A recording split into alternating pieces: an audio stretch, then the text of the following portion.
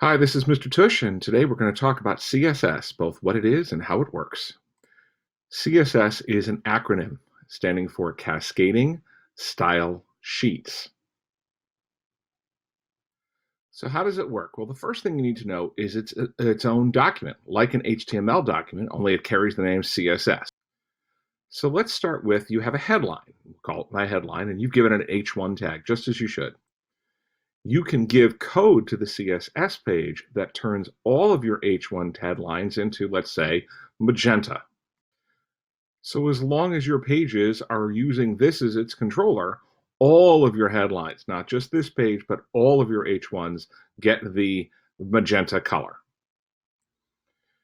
Now, why would you need something like that? Well, you already know how to style things, right? I mean, if I put in something that says this is my blue headline and I set my H1 style to the color blue, it will give me a blue headline.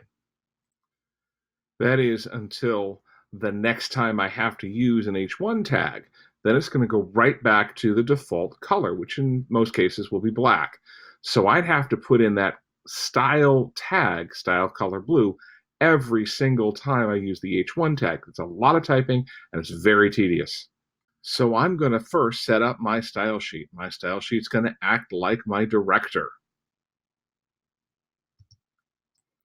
Then I'm going to open each page in my website and I'm going to tell each one of those pages with a very small piece of code, look to the style sheet and get your style direction from the style sheet.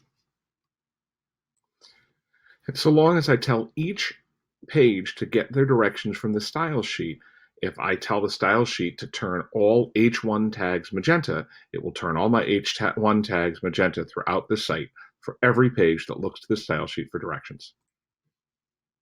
Now, that's the theory, and we're about to move from theory into practice, which means in our next video, we're going to show you how to do this for every page of your site. Good luck.